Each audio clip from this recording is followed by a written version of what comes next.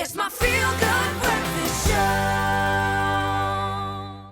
Today is International Left-Handers Day, aimed at celebrating all our lefties out there, like we call it, and to create awareness about the difficulties left-handed people have and face by living in a mostly right-handed world.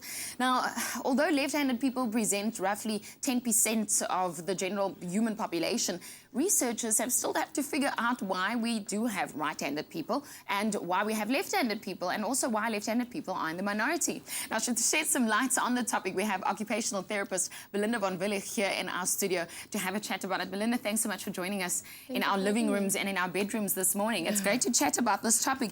Is there really a difference between left-handed and right-handed child or children in terms of development? So I'm talking specifically here, is it something to worry about in terms of intellect?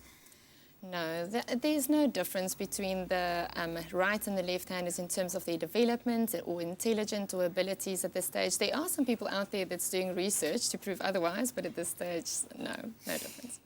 Is it hereditary? I mean, so you and your husband or your partner, you left-handed. Does that necessarily mean that the child will be left-handed? Might be. There's definitely a hereditary link, so sometimes that will be the cause, but there's other theories about the causes of left-handedness as well.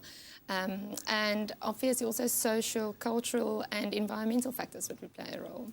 I spoke to Belinda beforehand and I said to her, my baby's only 20 weeks and she has a preference to left, and that's immediately what we want to know as parents. You know, how do we know whether our children will be right or left-handed? I think most parents will at some stage, when their babies are little like you do, say, oh, I think my baby is left-handed. Yeah. But it does take some time, you know, before the handedness will be established. Usually by the age of around about 5, the literature will say by 7 to 8 years old it would be completely established.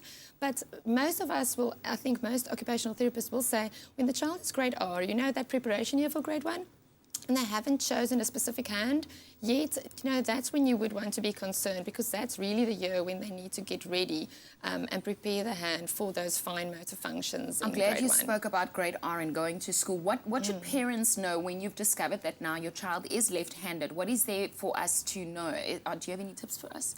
Definitely, yes.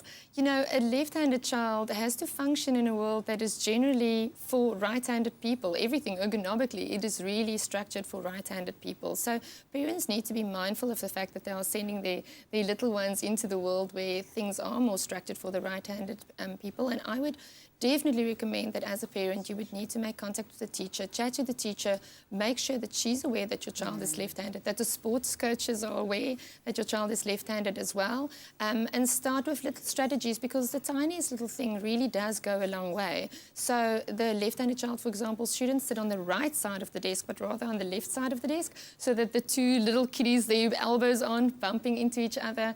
The parents can make sure that the child has a pair of left-handed scissors at school, or make sure that the child at least knows that they should ask, may I have left-handed scissors when they start cutting. And parents and teachers who have children in the classes who are left-handed should familiarize themselves with lots of strategies that's out there that will just make life a little bit easier for them, especially positioning the page on the table so that it's at an angle, like a 35 to 45 degree angle, slanted to the left, so that the left-handed child can almost write downhill towards the midline of the body. That will make a huge difference for them. Okay, well, you're making a huge difference on our show today. Belinda von Wielligh in our studio, occupational therapist, giving us some advice in case our children, or even if we are left-handed. Thank you so much for making sure that we're not all that different. No, it's just a preference in writing.